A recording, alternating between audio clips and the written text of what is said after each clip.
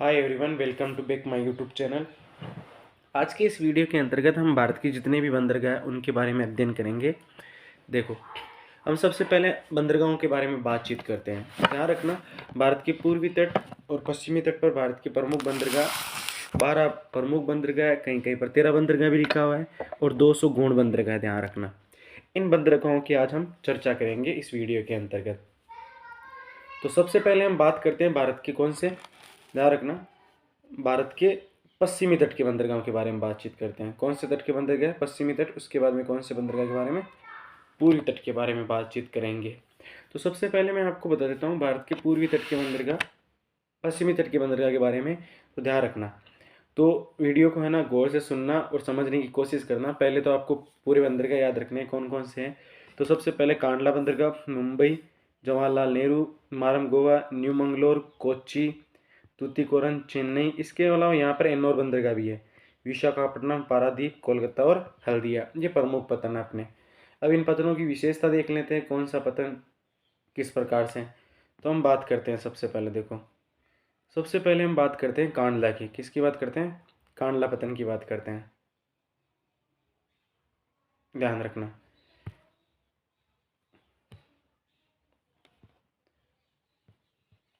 कांडला बंदरगाह, कांडला कहाँ पर है? कांडला बंदरगाह ध्यान रखना गुजरात पर है। यहाँ एक जगह है कच्छ में है कांडला बंदरगाह। अब कांडला बंदरगाह को क्यों बनाया गया पहले वो याद रख। वर्तमान में पहले तो ये बात देख लेते हैं। वर्तमान में इस बंदरगाह का नाम में आपको याद रखना है पंडित दीनदयाल उपाध्याय बंदरगाह। इसका नाम क्या है?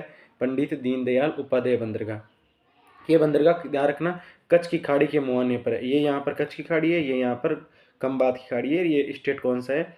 गुजरात स्टेट है। ध्यान रखना कौन सा है? गुजरात स्टेट है। और क्या याद रखना है इसमें? देखो, आप याद रखना ये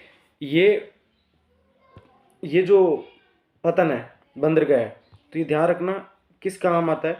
तो ये याद रखना, ये बंदरगाह उत्तरी तथा पश्चिमी, उत्तरी पश्चिमी भारत के जो राज्य हैं जितने भी, उन राज्यों को ये सेवाएं प्रदान करता है आयात और निर्यात के लिए। ध्यान रखना। अब इसका निर्माण क्यों किया गया? तो ध्यान रखना, आज़ादी से पहले यहाँ पर पाकिस्तान था। पाकिस्तान का एक बंदरगाह है यहाँ पर जिसका नाम क्या था? कराची पतन था। क्या नाम था? कराची पतन। ये पतन, कराची पतन की क्षतिपूर्ति, यानी उस कराची पतन जो पाकिस्तान में चला गया था उसकी क्षतिपूर्ति करने के लिए कौन सा बंदरगाह बनाया गया था? कांडला बंदरगाह बनाया गया था। इसके अलावा आपको क्या याद रखना है?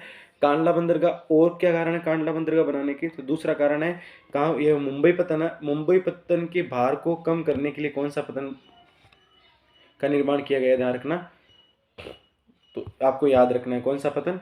मुंबई पतन के भार को कम करने के लिए कांडला बंदरगाह बनाया गया था। कौन सा बंदरगाह? कांडला बंदरगाह। ये आपको विशेष तौर पर याद रखना है। इस पतन की मुख्य विशेष ध्यान रखना, यह पतन पेट्रोल उत्पादक और उर्वरकों को ग्रहण करने के लिए बनाया गया है। किसको? पेट्रोल उत्पादकों को एवं उर्वरक को ग्रहण करने के लिए बनाया गया। कौन सा पतन बनाया गया था? कांडला बंदरगाह। याद रखना, वापस कह रहा हूँ, ये पतन कराची पतन की क्षतिपूर्ति करने के लिए कांडला बंदरगाह बनाया गया था। वर्तमान में नाम इसका पंडित दीनदयाल उपाध्याय बंदरगाह है। ये बंदरगाह मुंबई पतन के भार को कम करने के लिए बनाया गया था। ध्यान रखना, ये किसके लिए कार्य है? ये उत्तरी पश्चिमी और पश्चिमी भारत की जरूरतों को पूरा करने के लिए बनाया गया है। ध्यान रखना। अगले हम बात करें तो अगला पतन है अपने पास में मुंबई। कौन सा है? ध्यान रखना, अगला पतन है मुंबई। ये रहा मुंबई, महाराष्ट्र का एक प्रमुख पतन। ध्यान रखना, मुंबई प्राकृतिक पतन है। ये याद रखना, ये कई बार पूछा जा चुका है। ध्यान रखना, मुंबई कैसा पतन है? एक प्राकृतिक पतन है। प्राकृतिक पतन है। इसके अलावा क्या याद रखना, ये देश का सबसे बड़ा है। मुंबई पतन देश का सबसे बड़ा पतन है। मुंबई पतन देश का सबसे बड़ा पतन है। ध्यान रखना। अगर तीसरी विशेषता, पहला प्राकृतिक पतन है, दूसरा देश का सबसे बड़ा है। तीसरी विशेषता ये याद रखना, ये पतन है ना, कौन सा पतन? मुंबई पतन। मुंबई पतन से भारत का सर्वाधिक विदेशी व्यापार होता है। ध्यान रखना, मुंबई पतन से भारत का सर्वाधिक विदेशी व्यापार होता है। ध्यान रखना, है कहाँ? महाराष्ट्र में। ध्यान रखना, यहाँ पर 54 गोदियाँ हैं। क्या है? 54 गोदियाँ। गोदियाँ क्या होती है? मैंने आपको बताया था, जलियान जो होते हैं ना, ठहरने के, जलियान ठहरने के का स्थान होता है गोदियाँ। ध्यान रखना। अब एक महत्वपूर्ण इंपॉर्टेंट बात क्या याद रखनी है? महत्वपूर्ण बात याद रखना है, एक महत्वपूर्ण बात याद रखनी है। क्या याद रखनी है? ध्यान रखना, मुंबई पतन के मुंबई पतन के भार को कम करने के लिए एक बंदरगाह बनाया गया, आधुनिकतम बंदरगाह है, जिसका नाम है पंडित जवाहरलाल नेहरू पतन। कौन सा है? पंडित जवाहरलाल नेहरू पतन। ये इसके भार को कम करने के लिए बनाया गया, ध्यान रखना।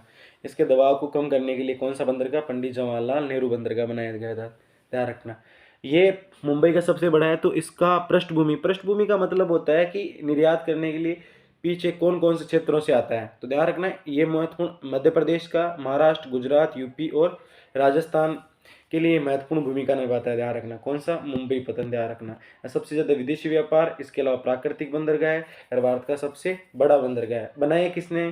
तो ध्यान रखना, अंग्रेजों ने बनाया था। किसने बनाया था? अंग्रेजों ने। कितनी गोदियां हैं? 54 गोदियां। कितनी है? 54। ये याद रखना है आपको। अगला पतन है, ध्यान रखना, जवाहरलाल नेहरू, मैंने इसके बारे में बता दिया था। अनुषंगी पतन नहीं, ध्यान रखना किसका? मुंबई पतन का। अगला है मार्मगोआ। कौन सा है? मार्मगोआ। अब मार्मगोआ गोवा में है। कहाँ पर है? गोवा में। तो ये एक नदी है। गोवा में दो नदियां हैं मुख्य रूप से, बड़ी नदी जुआरी और मांडवी। ये जुआरी नदी के किनारे हैं। किस नदी के किनारे? जुआरी नदी के किनारे। कौन सा? मार्मगोआ। ये भी एक प्राकृतिक पतन है। कैसा पतन है? ये भी एक प्राकृतिक पतन है, ध्यान रखना। इसके अलावा यहाँ से जापान को लोहा निर्यात किया जाता है, ध्यान रखना। लोहा इसके यहाँ से जापान को निर्यात किया जाता है। अगला महत्वपूर्ण पतन है न्यू मंगलोर। कौन सा है? न्यू मंगलोर। न्यू मंगलोर पतन ये कर्नाटक में है। कहाँ पर है? कर्नाटक में। ये भी लोहा निर्यात के लिए फेमस है, ध्यान रखना, और कर्नाटक का एक महत्वपूर्ण बंदरगाह है। अगला है कोचीन। कौन सा है? कोचीन पतन के बारे में। अगर हम कोचीन पतन की बात करें तो कोचीन पतन, जिसको अरब सागर की रानी कहा जाता है, इस पतन को क्या कहा जाता है? अरब सागर की रानी, क्वीन ऑफ अरेबियन सी कहा जाता है इसे। क्वीन ऑफ अरेबियन सी कहा जाता है। ये ध्यान रखना, एक बैक वाटर, पश्चिम झील के किनारे बना हुआ है। किसके किनारे? पश्चिम झील, या जिसको कयाल भी कहते हैं, जिसका नाम बेमनाद है। क्या नाम है? बेमनाद। कयाल पर बना हुआ है, ध्यान रखना। महत्वपूर्ण पतन है कोची, ध्यान रखना। जिसे क्या कहा जाता है? ये इंपॉर्टेंट है, अरब सागर की रानी, क्वीन ऑफ अरेबियन सी कहा जाता है, इसे ध्यान रखना। अगला ये हो गए पश्चिमी पतन, पश्चिमी तट के पतन। अगले पूर्वी तट के पतन। पूर्वी तट के पतन में हम सबसे पहले बात करते हैं कोलकाता। कौन सा? कोलकाता।